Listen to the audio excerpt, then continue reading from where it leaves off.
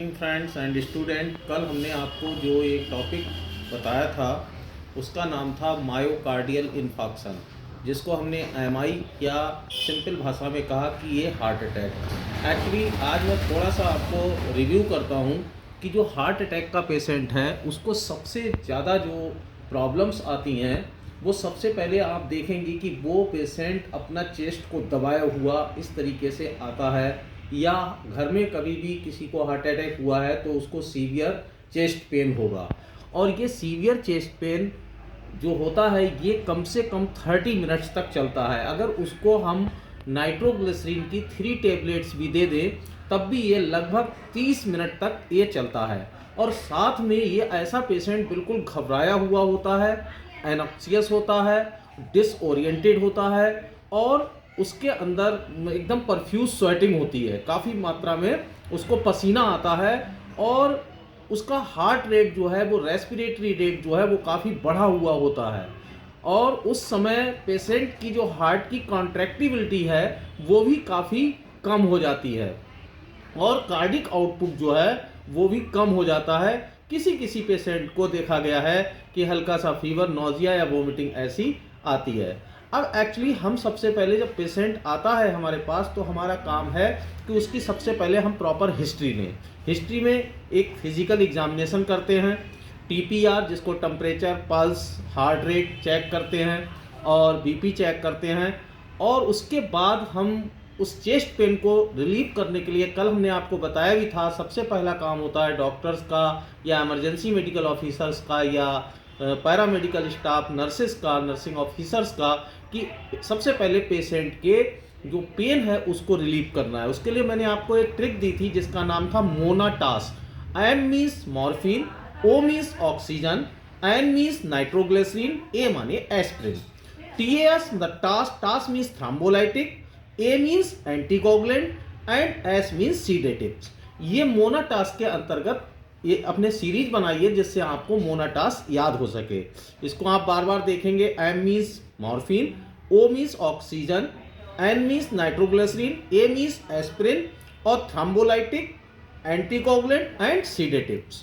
अब सबसे पहले हम ये देखते हैं, वो तो अकॉर्डिंग टू कंडीशन एंड जो भी हमारे फिजिशियन है, कंसल्टेंट है, कार्डियोलॉजिस्ट है, वो पेशेंट की कंडीशन वाइज इन चीज़ों को बताते हैं और उनको प्रिस्क्राइब कराते हैं पेशेंट को।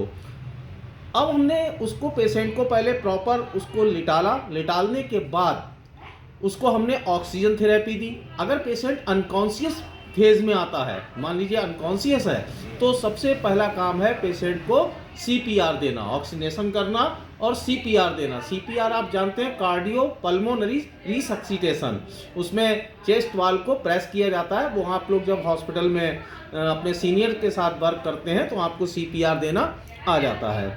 और उसके बाद हम लोग क्या काम करते हैं, अगर पेशेंट सिंपल कंडीशन में है, थोड़ा स्टेबल है, तो उसका सबसे पहले ईसीजी लेते हैं। अब ईसीजी जो है उसमें आपको 3 बातें ध्यान रखनी होती हैं। सबसे पहला, ईसीजी में एमआई का अगर पेशेंट है तो आप लोगों को पढ़ना आना चाहिए, देखना आना चाहिए। आप लगातार जब एबनॉर्मल और नॉर्मल ईसीजी देखेंगे तो आपको पता लग जाएगा कि एमआई के पेशेंट में एसटी सेगमेंट एलिवेशन होगा, T wave inversion, T wave उल्टी होगी, अपोजिट इन डायरेक्शन होगी, और क्यू वेव एबनॉर्मल होगी। बस 3 ही बातें आपको याद रखनी है, ST segment elevation, T wave inversion और क्यू वेव एबनॉर्मल। इससे हमें पता लग जाएगा पेशेंट को जो है वो एमआई हुआ है। अब हम कुछ लैब टेस्ट कराते हैं।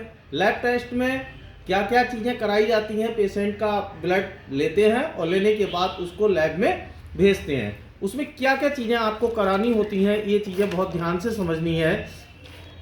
उसमें सबसे पहले हम कराते हैं सीकेएमबी। सीकेएमबी एक प्रकार का क्या है, विशेष प्रकार का प्रोटीन है जिसको हम कहते हैं क्रेटिनिन काइनेज। इसका लेवल बढ़ा हुआ आएगा। दूसरा लेवल आप मायोग्लोबिन, मतलब मायोग्लोबुलिन का जो लेवल है वो भी बढ़ा हुआ आएगा। और सबसे main and most specific cardiac marker है जिसको हम कहते हैं ट्रोपोनिन आई। ट्रोपोनिन आई भी बढ़ा हुआ आएगा और डब्ल्यूबीसी काउंट भी बढ़ते हैं। अब ये जो हम आपको बता रहे हैं कि मायोग्लोबिन है, क्रेटिनिन काइनेज है या ट्रोपोनिन आई है, ये एक्चुअली क्या होते हैं कि हमारे हार्ट के अंदर जो सेल्स होती हैं उसके अंदर एक प्रकार के विशेष प्रकार के प्रोटीन होते हैं जो सेल के अंदर होते हैं। अब जब हार्ट की सेल्स के अंदर इन्फेक्शन हो जाएगा, कहने का मतलब वो सेल्स डेथ हो जाएगी, तो वो सेल्स बाहर क्या होगा, निकल जाएंगी और उनके साथ में उनकी प्रोटीन भी निकल जाएगी। और वो फिर हम जब ब्लड सैंपल लेते हैं तो वो प्रोटीन्स जो हैं वो ब्लड के अंदर आएंगी, जो कि हमें उसके रिजल्ट में या उसकी जो उसकी रिपोर्ट आएगी उसमें ये तीनों प्रोटीन लेवल बढ़े हुए नजर आएंगे। अब हमने आपको बताया था कि पेशेंट को सबसे पहले चेस्ट पेन को रिलीव करने के लिए मॉर्फिन सल्फेट देते हैं। ये मॉर्फिन सल्फेट एक्चुअली करता क्या है, ये वेसल्स को डायलेट करता है। डायलेट करने के बाद उसमें ऑक्सीजन सप्लाई होने लगती है, जिसकी वजह से क्या होता है कि वहां पर पेन रिलीव हो जाता है। एक चीज हमने बताया कि ऐसे पेशेंट को जब भी कोई पेशेंट आता है तो उसको ये नहीं है कि बिल्कुल फ्लैट लेटाल दे, उसकी जो पोजीशन होनी चाहिए वो फॉबलर पोजीशन होनी चाहिए, मतलब पैर सीधे और जो सीने का या चेस्ट का जो हिस्सा है वो 60 to 90 डिग्री पर होना चाहिए, जिससे उसके लंग्स जो है पूरे एक्सपेंड कर सके और उसको प्रॉपर ऑक्सीजन मिल सके। अब यहाँ पर बात ये उठती है कि हम बहुत कंफ्यूज ये बात के हो जाते हैं कि भाई ये पेशेंट एमआई का है तो आपको साइन एंड सिम्टम देखने हैं, ईसीजी करना है, इको करना है, ब्लड टेस्ट करने हैं, जिससे हमको क्लियर हो जाए कि हम जो है उसको हार्ट अटैक कह सकें। अब हमने जो मोना टास्क का बताया था कि मोना एम मीन्स मॉर्फिन। अब मॉर्फिन क्या काम करता है, एक प्रकार का ओपियाइड है जो एनाल्जेसिक का काम करता है, मतलब पेन को रिड्यूस करता है। दूसरा हमने बताया ओ मतलब ऑक्सीजन, ये ऑक्सीजन प्रोवाइड करता है जिससे हार्ट की मसल्स पर ऑक्सीजन प्रॉपर मिल सके, ऑक्सीजनेशन हो सके।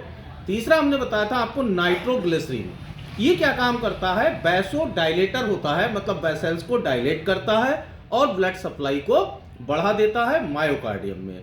इसके बाद हमने बताया एस्पिरिन, ये एंटी थ्रोम्बोलाइटिक होता है, ये क्या काम करता है, which prevent formation of thrombus, मतलब थक्के को जमने से रोकता है या उसको ब्रेक करता है। Anticoagulant to break and prevent formation of clot, anticoagulant clot को बनने से रोकता है और क्लॉट को ब्रेक करता है।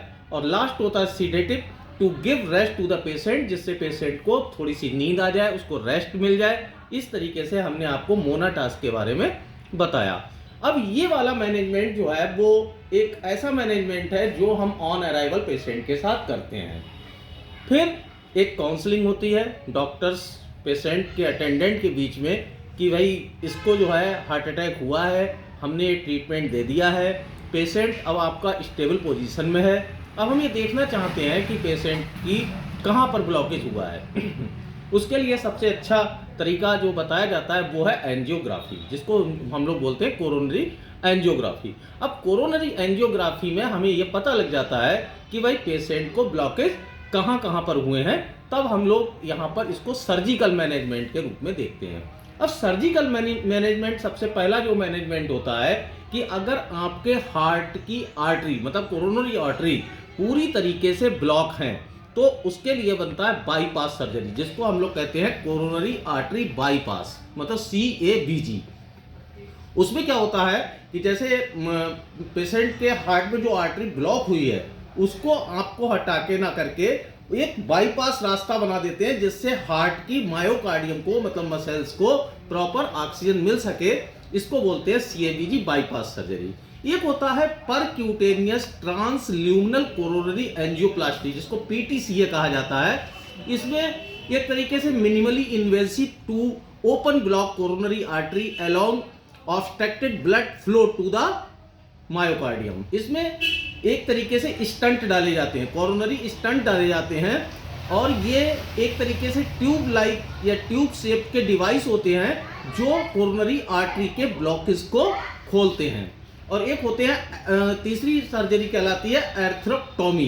एर्थ्रोक्टोमी में क्या होता है, इसमें जो यूटिलाइज एक तरीके से कैथेटर होते हैं, procedure that utilize a catheter with a sharp blade, उसमें एक प्रकार का शार्प ब्लेड होता है और वो जो प्लग होता है, प्लग मतलब जहां पर भुजा टाइप का लगा हुआ होता है, उसको ब्लड वेसल्स में उसको वो रिमूव कर देते हैं या कट कर देते हैं।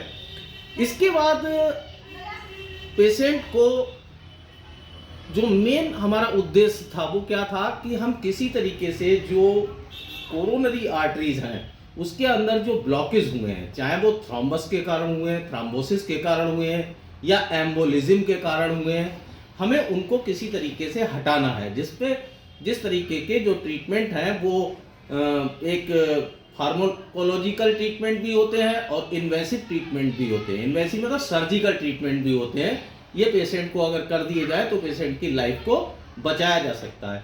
कई बार लोग ये कंफ्यूज रहते हैं कि थ्रोम्बोसिस और एम्बोलिज्म इन दोनों में क्या डिफरेंस आता है।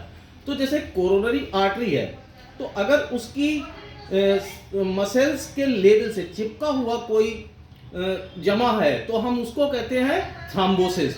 और अगर वो ब्लड के साथ फ्लो हो रहा है कोई चीज़, कोई क्लॉट हो सकता है या कोई फैट का पार्टिकल हो सकता है, कोलेस्ट्रॉल हो सकता है, जो ब्लड के साथ फ्लो हो रहा है उसको कहते हैं एम्बोलाई। हालांकि ये एम्बोलाई भी आगे चल के कहीं ना कहीं रुकावट पैदा करता है जो मायोकार्डियल इंफार्क्शन का कारण बनता है।